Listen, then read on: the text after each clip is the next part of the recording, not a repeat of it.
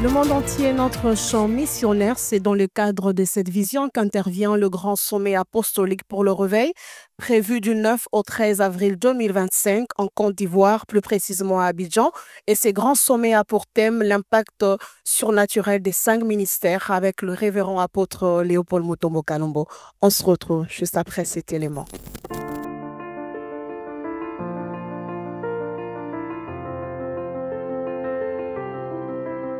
Bonjour, shalom à tous, où que vous soyez partout dans le monde, mais en particulier Abidjan, en Côte d'Ivoire. Et si on veut élargir un peu l'attente, nous voyons toute l'Afrique de l'Ouest. Merci de toutes ces attentes et ces demandes depuis presque une année, depuis notre première venue à Abidjan dans le cadre des SARP. Comme nous vous l'avons promis, c'était une visite de prospection pour essayer de tâter un peu les terres, pour voir le vrai besoin de l'Église, le vrai besoin des serviteurs et des servantes et des enfants de Dieu. Maintenant, c'est, je dirais, presque la deuxième épître aux Corinthiens ou la deuxième épître de Paul à Timothée, parce que c'est le deuxième voyage, la deuxième mission en Côte d'Ivoire. Je pense que nous allons passer des moments exceptionnels par rapport au fardeau que nous portons pour l'Église du Seigneur, en particulier pour les serviteurs de Dieu et la libération de l'onction pendant nos grands services d'instruction des hôtels. Nous avons reçu cette dispensation, voilà, bientôt plus de 25 ans. Il y a des millions de personnes de par le monde qui répondent à ces réunions et nous voyons Dieu nous surprendre de manière effrayante, étonnante par des miracles qu'on n'avait jamais expérimentés avant dans notre apostolat. C'est que nous sommes dans une grande dispensation du temps de la fin et Christ revient bientôt. C'est pour cela que nous venons d'abord pour participer, contribuer à l'édification du corps de Christ en passant par l'homme de Dieu. Parce que l'homme de Dieu, s'il est affecté, s'il est édifié, s'il est enseigné, derrière lui, il y a 500, il y a 1000 personnes, il y a 2000 qu'il peut influencer par le même message. Et c'est bientôt, dans quelques jours, que nous serons à Abidjan. Merci de ces attentes, merci pour vos prières. Et il y a une grande armée d'intercesseurs ici au Congo qui prient pour la réussite totale et Dieu le fera. À bientôt, j'arrive. Merci.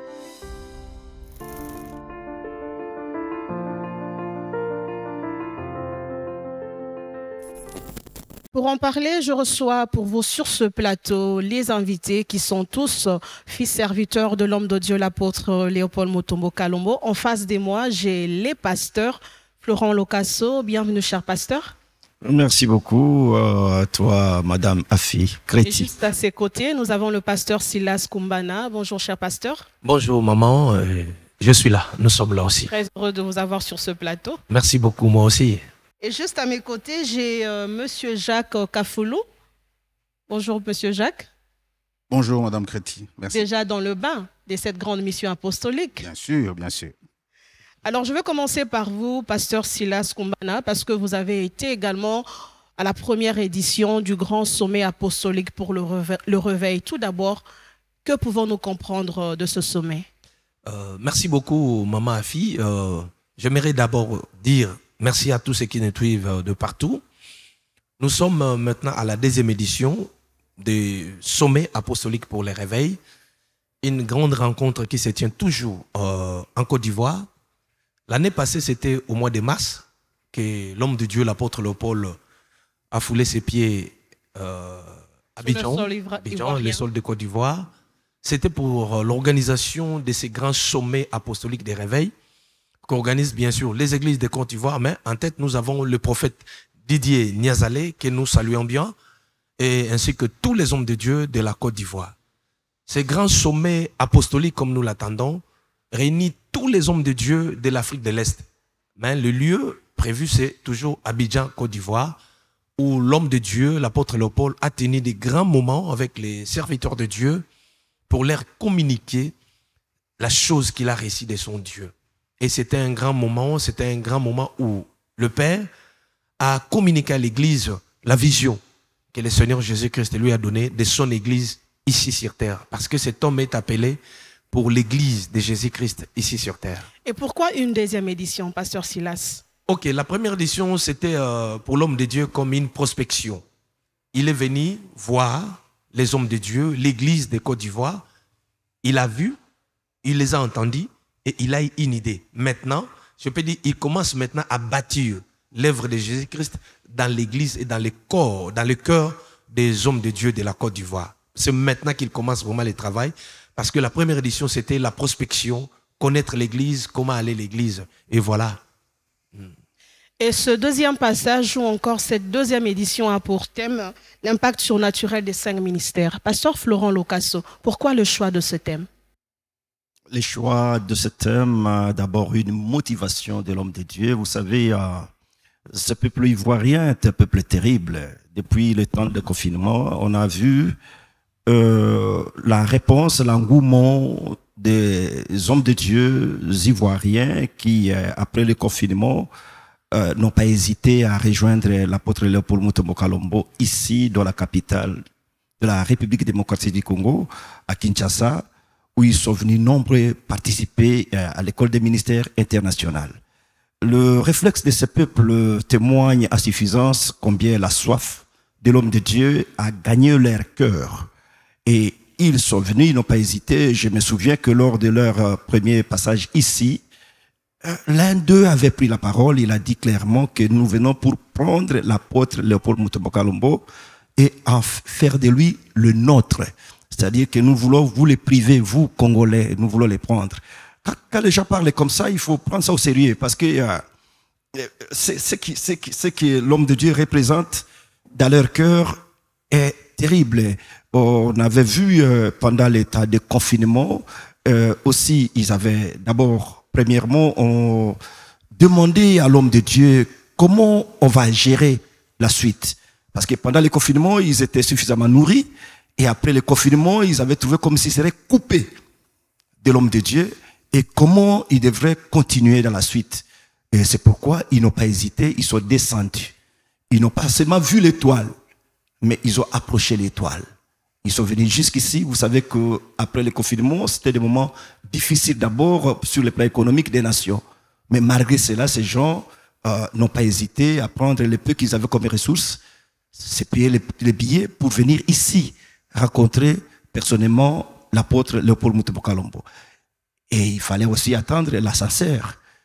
L'homme de Dieu n'a pas hésité à les rejoindre. C'est un peu comme nous le dit Cantique des Cantiques. La bien-aimée qui dit: j'ai vu celui que mon cœur trouve, cherche, je l'ai trouvé, je l'ai saisi et je l'ai amené jusque dans la chambre de celle qui m'a enfanté. Donc c'est-à-dire que quand tu rencontres une grâce, il faut d'abord la saisir. Tu la saisis et tu t'appropries cette grâce-là. Et ils ont amené l'homme de Dieu pratiquement, comme vient de le dire le pasteur Silas, à Abidjan, pour voir qui les a enfantés. Et quand l'homme de Dieu est arrivé là-bas, il tenait d'abord à honorer les pères du réveil de la Côte d'Ivoire. Il cherchait à les voir. C'est de l'élégance sur le plan ministériel. Il les a rencontrés et cette fois-ci, comme il n'y a pas un sans deux, il ne devrait que revenir et il a identifié les besoins du peuple. C'est pourquoi il s'est choisi ce thème-là, l'impact surnaturel des 5 ministères.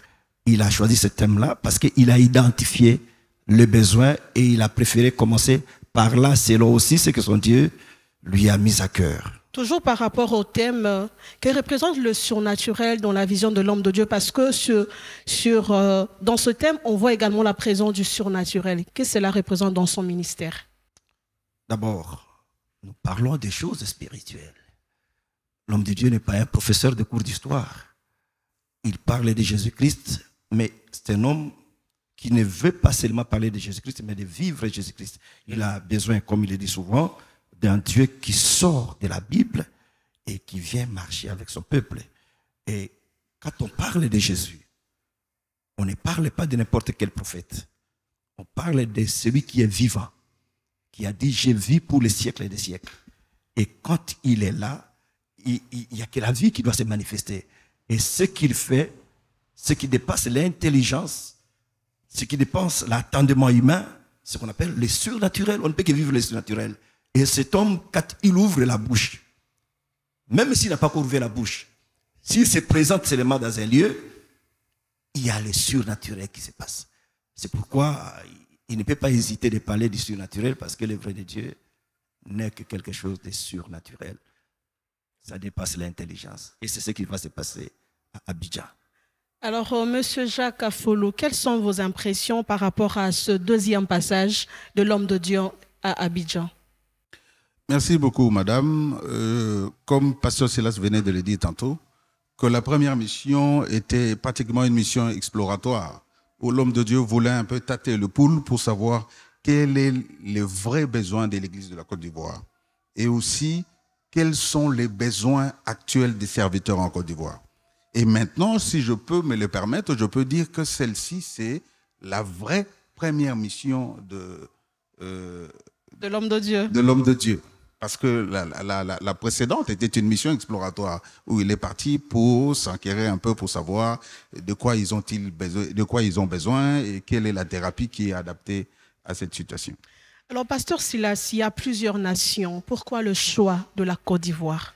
D'ailleurs, je m'aimerais rappeler à tous ceux qui nous suivent que le deuxième sommet se tiendra du 9 au 13 déjà, du 9 au 13 avril 2025. Du 9 au 13 avril, l'homme de Dieu, l'apôtre Léopold, sera déjà à Abidjan. Répondre à votre question, pourquoi seulement la Côte d'Ivoire? La Côte d'Ivoire, pour une seconde fois. Merci beaucoup. Vous savez, la Côte d'Ivoire, c'est une plateforme tournante de l'Afrique de l'Ouest. C'est un lieu où tout le monde peut venir facilement pour se retrouver. Facilement, tout le monde, celui qui est au Togo, au Bénin, au Mali, au Niger, Burkina Faso, tous les pays de l'Afrique de l'Ouest, ils peuvent se retrouver facilement en Côte d'Ivoire. Celui-là peut venir en voiture, en train, même à pied. Il y a ceux qui sont dans les périphéries des autres pays, ils peuvent venir facilement jusqu'en Côte d'Ivoire. Vous voyez? Et pas seulement l'homme de Dieu, mais les hommes de Dieu de l'Afrique de l'Ouest ont jugé bon que cette mission commence d'abord par la Côte d'Ivoire parce que c'est la plaque tournante de l'évangile. Et je vous dis déjà, dès que l'homme de Dieu sera là, pendant ce temps, la Côte d'Ivoire sera, Abidjan particulièrement, Abidjan, la capitale mondiale de l'évangile. Parce que le Père, l'apôtre, est là déjà. Donc, je m'aurais dit, la Côte d'Ivoire, c'est facilement atteignable par rapport à tous les pays qui sont tout autour. Sans problème, vous pouvez arriver en Côte d'Ivoire en avion, camion, voiture, à pied, train, vélo même. Pas de problème, moto, pas de problème. Tout le monde peut arriver facilement de quelques pays qui vous veniez. Vous allez vous retrouver à Abidjan facilement. Et là, vous allez vous rencontrer avec l'homme ouin, l'apôtre Léopold Mutombo Kalombo. Alors, avant de poursuivre cette émission, ce plateau spécial, je vous propose de suivre ces grands éléments et on se retrouve juste après.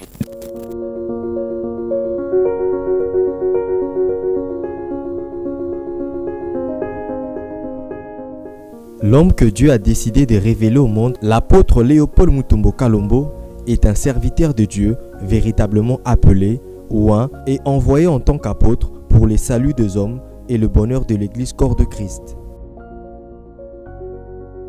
Avec à son actif plus de 42 ans de vie sacerdotale au service du maître de la moisson, Jésus-Christ, cet homme de Dieu, issu de la République démocratique du Congo et fils spirituel de l'apôtre Haïdini Abala, Alexandre, cité avec le Nigeria Benson Idahosa comme les piliers de l'évangile en Afrique. L'apôtre Léopold Mutombo Kalombo est un homme que Dieu a suscité et oint de manière très spéciale dans cette génération pour influencer des ministres de l'évangile et préparer son église à l'enlèvement.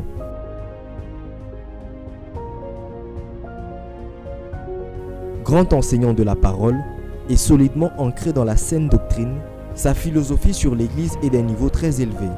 Le souci de préserver la saine doctrine l'a conduit à fonder plusieurs instituts bibliques qui assurent la formation sacerdotale des serviteurs de Dieu, comme l'école biblique de Samuel EBC, l'école de Tyrannus, l'école du ministère et l'école des formations des disciples. L'apôtre Léopold Mutombo Kalombo enseigne également la saine doctrine à travers des grandes pastorales telles que l'Action Réveil Moisson à Rem, la pastorale du Congo, Panako, et désormais la célèbre école du ministère international est mise en sigle. En tant que conférencier, l'apôtre Léopold Mutombo Kalombo est un intellectuel convaincant qui a influencé des milliers de gens par ses conférences prophétiques sur de grands thèmes tels que la marque de la bête 666, les nouvel ordre mondial, les enjeux prophétiques du Moyen-Orient, l'Union européenne et son rôle prophétique. Ces conférences édifient et bénissent des milliers de personnes et les prépare à l'enlèvement de l'Église. L'apôtre Léopold Mutombo Kalombo, c'est également cet homme de Dieu dont les réunions publiques d'hier et d'aujourd'hui drainent des foules immenses, au point que même les cultes au sein du grand temple du ministère Amen font penser à des campagnes d'évangélisation. Du jamais vu dans l'histoire de l'évangile en Afrique francophone, le surnaturel constitue l'une des caractéristiques de cet homme de Dieu d'exception. Dès son entrée dans le sacerdoce, sa vie sacerdotale et son ministère ont toujours été jalonnés, comme au jour de son appel au ministère en 1976, du surnaturel dont les signes distinctifs demeurent l'arc-en-ciel et la nuée de gloire qui apparaît souvent à l'occasion de grandes réunions publiques. Enfin, l'apôtre Léopold Mutombo Kalombo, c'est aussi et surtout ce grand et puissant évangéliste dont le souci majeur a toujours été le salut des âmes. Pas dès lors étonnant qu'un des slogans de son ministère se décline en ces termes: Jésus-Christ n'a que nous pour assouvir la faim des milliards d'affamés de l'évangile. Ayant parcouru dès sa jeunesse son pays, la RDC, avec l'évangile de Christ, il apporte la bonne nouvelle du salut en Afrique et au monde partout. Le premier réflexe de l'apôtre Léopold Mutombo Kalombo a toujours été celui de présenter le Christ au monde et d'appeler hommes et femmes à recevoir dans leur vie Jésus-Christ comme Seigneur et Sauveur.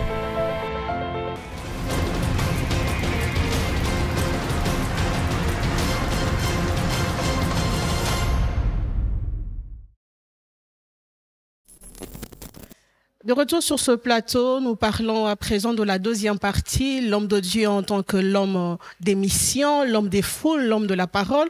Alors je veux commencer par vous, pasteur Florent Lokaso, qui représente l'homme de Dieu sur le plan évangélique en Afrique. Je vais déjà m'élargir, parce que parler seulement de l'Afrique, c'est comme si on limitait la grâce. Aujourd'hui, l'homme de Dieu, c'est un pain qui est consommé, mangeable, dans le monde. Et partout sur la terre, on a besoin de lui. Vous n'avez qu'à voir comment les gens affluent ici pendant l'organisation des cérémonies du genre l'école des ministères internationaux. Nous voyons même les pasteurs venir de l'Inde. Il y en a qui viennent de l'Amérique, du Nord, du Sud et du Centre.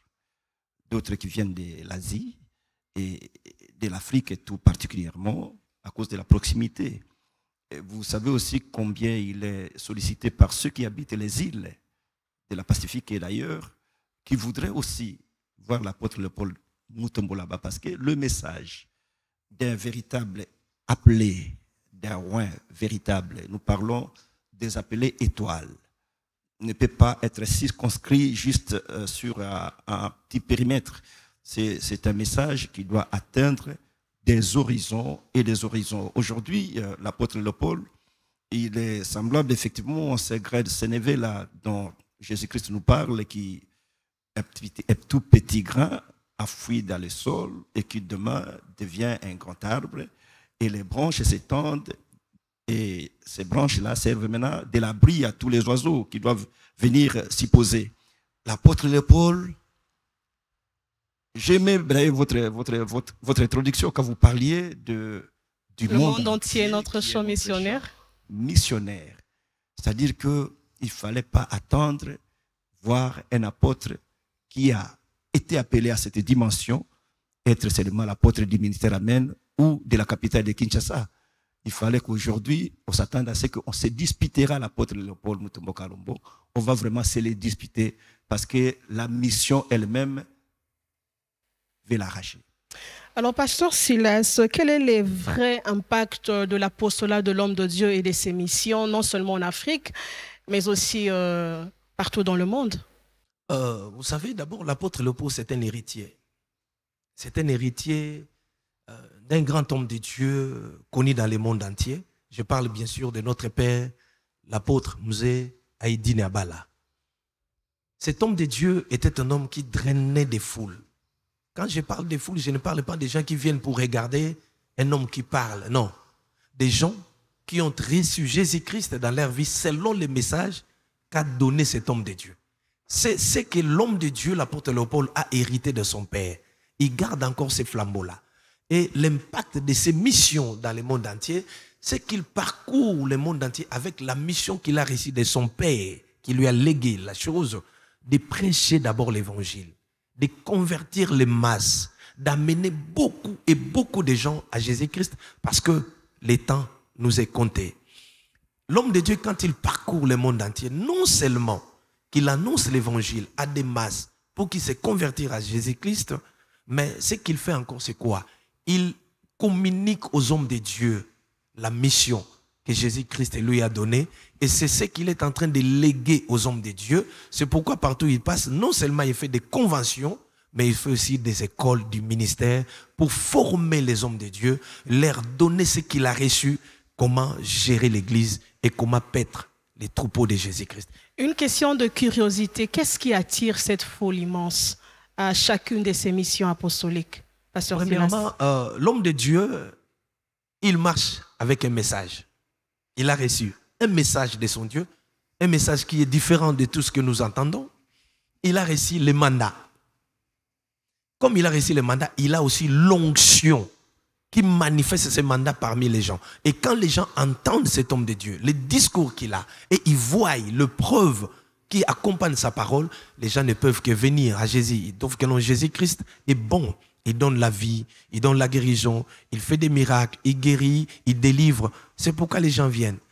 Voilà un peu. Monsieur Jacques Afoulou, vous en tant que chrétien, en tant qu'enfant de Dieu, quelle lecture faites-vous par rapport aux missions évangéliques de l'homme de Dieu, apostoliques? Merci madame pour la question. Il est difficile de pouvoir séparer un apôtre d'une mission.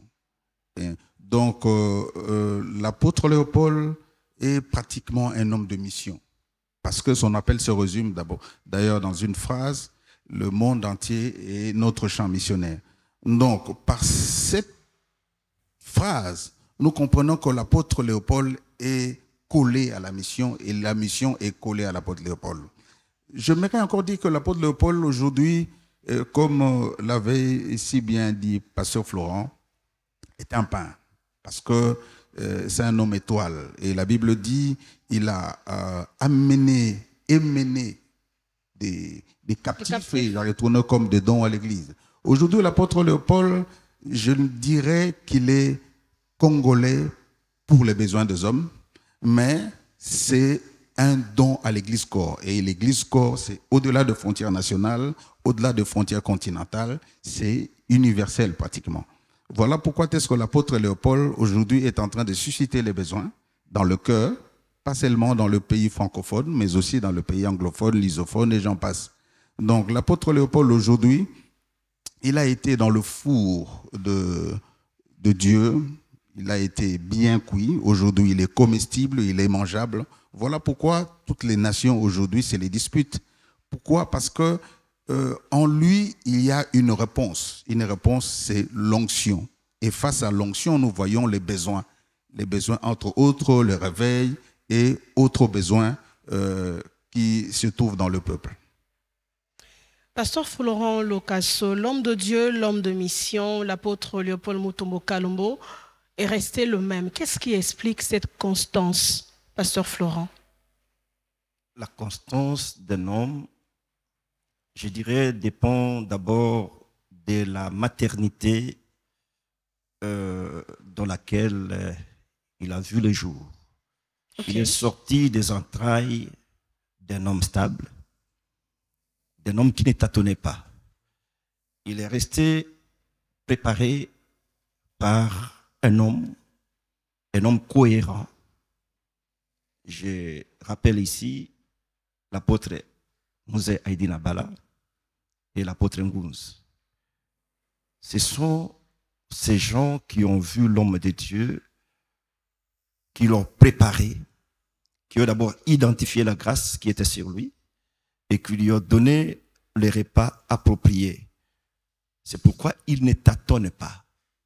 Ce qu'il disait hier, c'est ce qu'il dit aujourd'hui, et nous sommes rassurés que c'est ce qu'il dira encore demain.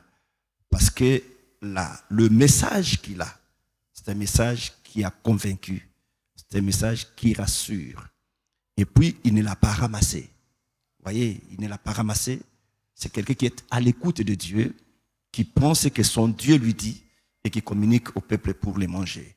Et comme Dieu ne change pas, les messages aussi ne changent pas. L'homme de Dieu draine derrière lui plus de 40 ans de vie ministérielle. On sent cette constance dans chacune de ses missions apostoliques, dans chacun de ses discours.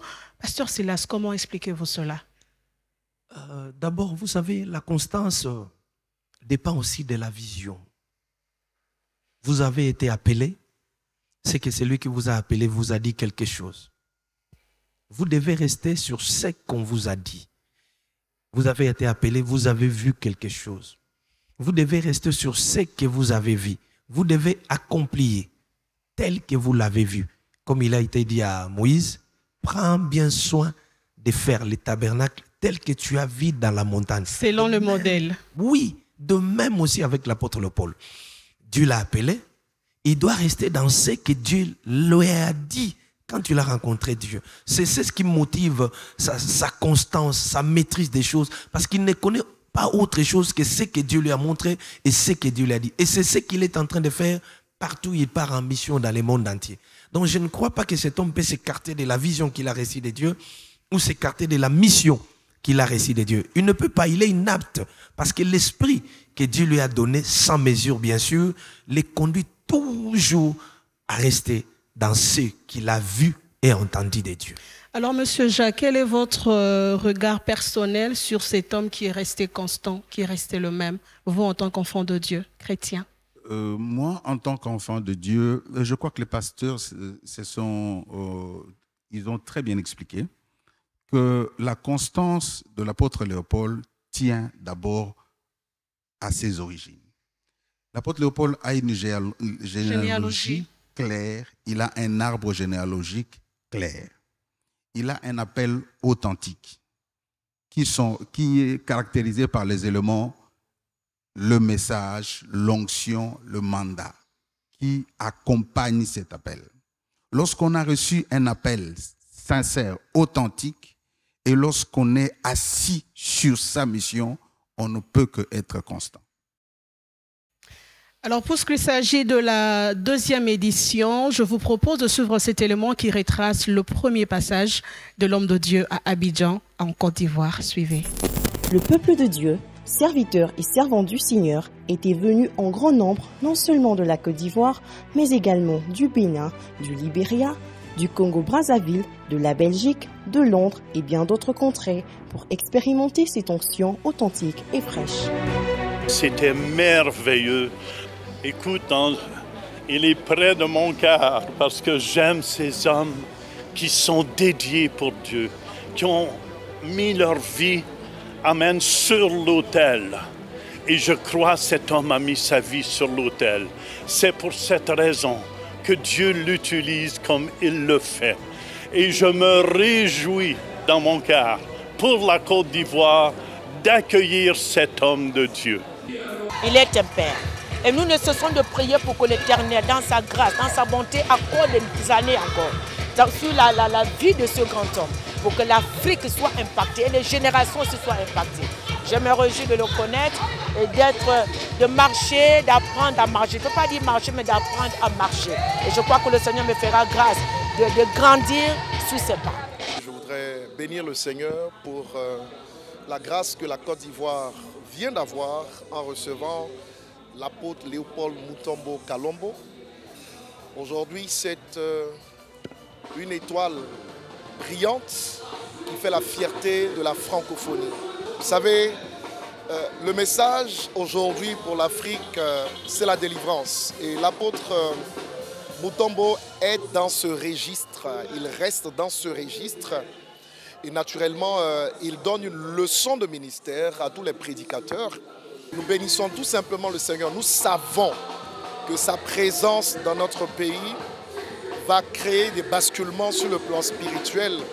Et j'ose croire qu'après cette conférence, la Côte d'Ivoire ne sera plus la même au nom de Jésus-Christ. Si l'onction brise les chaînes, if the anointing breaks the yoke, les siennes seront brisées ce soir. Your chains will be broken tonight. Ce soir, tonight, la puissance de l'onction va s'abattre. The power of the anointing will come down dans ton esprit, in your spirit, dans ta chair, in your flesh, dans ton âme, in your soul, dans ton sang, in your blood. Rasi à Kodasa. J'intime l'ordre. I'm giving the command. Quittez les corps. Come out of the body. Tout de suite. Right now. Tout de suite. Right now. Tout de suite. Right now. Tout de suite. Right now. Dehors. Out. Je détruis le sang. I destroy those spells. Retour à l'envoyeur. Let them come back to the sender. Au nom puissant de Jésus. In the mighty name of Jesus. Reçois l'onction. Receive the anointing. Reçois-la. Receive it.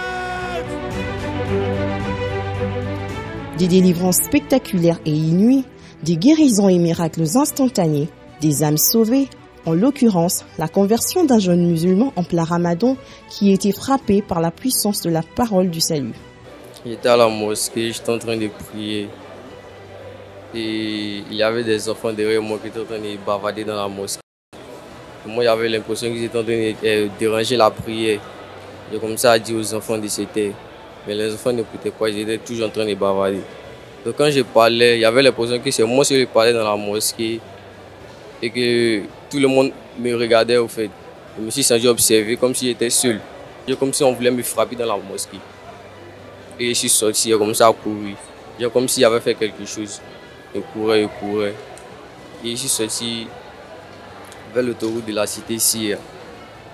Et la voix m'appelait, j'entendais une voix qui m'appelait de venir ici, que c'est ici que j'allais réussir. Et c'est ici que je suis venu. Quand je suis venu, j'entendais la voix, mais je ne savais pas c'est par où j'allais rentrer. Donc j'ai sauté la clôture et je suis rentré ici.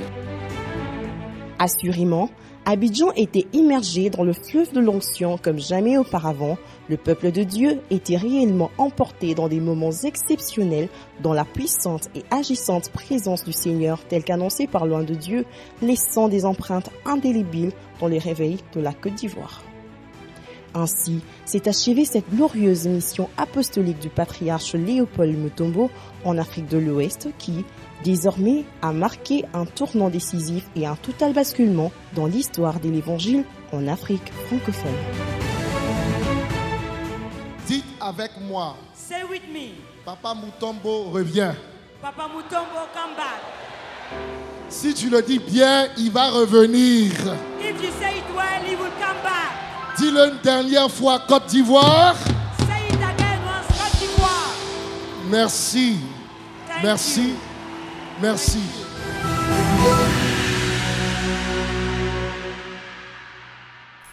De retour sur ce plateau, Pasteur Sylla, j'ai une question à vous poser premièrement parce que vous faites partie des personnes qui ont accompagné l'homme de Dieu lors du premier passage, lors de la première édition à Abidjan.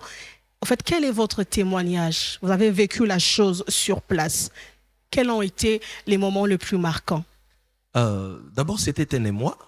D'abord, je bénis Dieu pour nous autres, que l'homme de Dieu a amené là-bas pour assister à cela. Nous sommes allés travailler. Mais nous avons trouvé des gens qui se posaient des questions. Est-ce qu'il viendra? Vraiment, ce grand homme de Dieu viendra ici chez nous? Vous savez, l'apôtre Léopold n'est pas n'importe qui. C'est un homme de Dieu élevé. Hein? Et cet homme dit que je viendrai chez vous pour vous voir. Ce n'est pas peu de choses. On sentait partout. C'est comme si il y a quelque chose qui arrive dans les pays. Et nous qui sillonnons les artères d'Abidjan, nous étions en train de voir, il y avait des panneaux de publicité partout, le peuple était en ébullition et l'aéroport était bondé de monde parce qu'on a dit aujourd'hui il va venir. L'aéroport était bondé. Nous étions là immergés comme dans la foule. Oui, bien sûr, comme la glace dans l'iceberg. Ils étaient là. Les gens chantaient, scandaient des drapeaux, des photos de l'homme de Dieu. Et enfin, Dieu a fait grâce, l'avion a atterri. Et quand l'homme de Dieu est apparu dans les perrons de l'aéroport, waouh, c'était terrible. Il y avait de l'euphorie, les gens criaient par-ci, par-là. Il y avait, comme on disait, des cancondolo, comme on disait, ils criaient. Des cris de joie. Il est là, enfin, il est là. Et Dieu a fait grâce. On est parti. Le premier jour que l'homme de Dieu a pris la parole, c'était terrible. C'était terrible parce que les gens, beaucoup disaient, non, non, il viendra pas, il viendra pas. Il est venu. Non, nous verrons s'il sera à la salle. Il est venu. Nous étions à la salle Ephrata. Maintenant, nous serons un peu au stade, mais là, nous étions à la salle Ephrata. C'était terrible. Il y avait beaucoup de monde. La salle était pleine. dehors, il y avait beaucoup de gens, il n'y avait même pas de la place. Et tout le monde voulait que cet homme de Dieu d'abord parler avec sa voix rauque là. Quand tu es entré dans la salle et Dieu a commencé à agir dans la vie des gens. Non, non, non, non. L'apparition seulement de l'homme de Dieu a donné de la joie et des délivrances. Les gens étaient délivrés, les gens étaient bénis, les malades, parce qu'il y avait des malades qu'on avait étalés là. On attendait seulement les passages de l'homme de Dieu. Et quand il a parlé, Dieu a commencé à se manifester puissamment. C'était terrible. C'était quelque chose que nous n'avons pas encore vu depuis là. Et c'était aussi une expérience pour nous qui étaient là présents. Ah, c'était merveilleux. Que Dieu soit béni pour cet homme de Dieu qui est une bénédiction pour beaucoup de pays. On sent que vous avez encore à dire, alors je veux très rapidement prendre le pasteur Florent. Oui. Vous qui étiez ici à Kinshasa, à la 8e rue, en train de soutenir spirituellement la mission de l'homme de Dieu, quelles sont vos impressions, pasteur Florent? Vous avez vécu la chose de loin, bien sûr. Nous avons vécu la chose de loin, on aurait aimé être là. Tout naturellement. Écoutez, ce qui m'a beaucoup marqué, vous savez, l'Afrique de l'Ouest, c'est une région qui est en proie entre deux religions qui se battent. Exactement. Le leadership, qui se disputent, le leadership. Il y a l'islam et il y a aussi le christianisme. Et à voir ce qui s'est passé là-bas, j'ai retenu un grand signe. Voir comment un jeune homme pouvait quitter la mosquée, appelé par une voix, et rejoindre l'homme de Dieu là où il tenait la croisade. Là, c'était un appel. C'était un signe. Je ne sais pas ce que diraient les autres musulmans qui étaient sur place ou qui sont sur place. Parce que ce n'est pas qu'on lui a donné une invitation. Mais ce signe-là a été tel que tout le monde pouvait comprendre pourquoi il fallut que l'apôtre Léopold Mutombo Kalombo quitte Kinshasa pour aller à Abidjan. C'était aussi pour fixer les esprits. Jésus-Christ est le seul, l'unique rédempteur du monde. Il a bousculé l'islam. C'est pourquoi aussi, il faut vraiment que nous qui sommes ici, quand on a vu cela, on s'est dit qu'il faut multiplier les temps de prière. Parce que c'est comme s'il s'agissait d'une bataille qui s'était engagée, qui s'était ouverte. Il fallait multiplier les temps de prière et soutenir l'homme de Dieu dans la mission. Donc ce signe-là, pour moi, a été le signe le plus marquant du passage de l'homme de Dieu. Et je sais qu'il y a une suite. Très rapidement, pasteur Silas, par rapport au témoignage. Oui, oui. Surtout par rapport à ces témoignages, cette particularité, les frères, ils étaient dans la prière. Vous savez, le mois de mars, c'est un mois de prière, de Ramadan. Ils étaient en prière. La mosquée est juste à côté de l'église. Et Dieu est apparu à ces garçons pour lui dire, viens, j'ai quelque chose pour toi. Les garçons ont escaladé les murs de la mosquée, au risque et péril de sa vie, parce qu'il y avait une voix qui l'appelait. Viens. Il est venu et il a vu l'homme qu'on lui a montré. Et le même jour, le garçon s'est converti. Il est resté à l'église et il est devenu frère en Christ. Nous ne savons pas ce pourquoi le Seigneur a appelé ce garçon, mais quand il a rencontré l'homme douin, je sais qu'il y a eu une communication. Parce que quand Jésus l'a envoyé au pied de cet homme, je vois Corneille qu'on envoie au pied de Pierre. Donc il y a quelque chose qui s'est passé. Et je sais que cet homme, ce garçon-là, deviendra quelqu'un pour l'évangile de Jésus-Christ si le Seigneur ne venait pas. Monsieur Jacques Afoulou, vos impressions, vous qui étiez ici à Kinshasa? Merci madame, nous n'avons pas vécu les choses en présentiel, mais du moins ce que nous pouvons dire, c'est que là je veux vraiment parler du thème. Allez-y. Le grand basculement. Notre frère qui était dans l'islam a connu son grand basculement. Vous savez, quand vient le basculement? Le basculement vient lorsqu'on est fatigué de faire de la routine, lorsqu'on est dans une certaine latence, on est dans une... À faire la même chose. On est en train de faire la même chose, on est en train de faire du surplace. C'est à ce moment-là qu'est né le besoin d'un basculement. D'ailleurs, lorsqu'on parcourt la Bible, on trouve, il y a des exemples épatants. On a l'exemple d'Abraham qui a dû quitter son père et sa mère, sa lignée, pour basculer. On a l'exemple de Moïse qui a connu les basculements par le buisson ardent. On a l'exemple de Gédéon qui a connu les basculements par l'appel de Dieu. Donc voilà, moi je dirais que c'est le thème, c'est vraiment accompli. Il y a des pasteurs qui ont connu des basculements dans leur ministère. Il y a des chrétiens qui ont vu leur vie chrétienne changer. Il y a des chrétiens qui ont vu leur vie de prière passer de l'étape 1, 2 à l'étape 5. Donc, les miracles que nos bien-aimés ivoiriens ont vécu. Et d'ailleurs, comme ce sont des gens qui n'ont pas leur langue dans la poche, ils ont parlé. Donc, je dirais que ça présage déjà de ce que sera cette édition. Alors, une dernière question, une avant-dernière question. S'il faut se permettre une projection, quelle sera la particularité de cette deuxième édition? Cette question, je la pose à tous mes invités sur ce plateau. Je commence par le pasteur Florent. Et, je vois bien dans la fiche, il est question de l'impact surnaturel des 5 ministères. Et j'ai circonscrit cela beaucoup plus sur les champs de la formation des serviteurs sur le plan sacerdotal.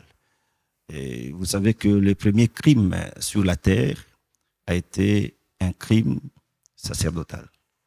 Le premier qui a versé de son sang sur la terre l'a été à cause d'un sacerdoce qui a été agréé, celui d'Abel, et d'un autre qui a été non agréé, celui de Caïn. On l'a tué, non pas parce qu'il a adultéré avec une autre femme, une femme d'autrui, mais à cause d'un sacerdoce qui a été agréé. Et si on n'est pas encore fixé sur le plan sacerdotal, l'Église n'est pas encore à sa place. C'est pourquoi maintenant je pense que c'est le temps d'une prise en charge.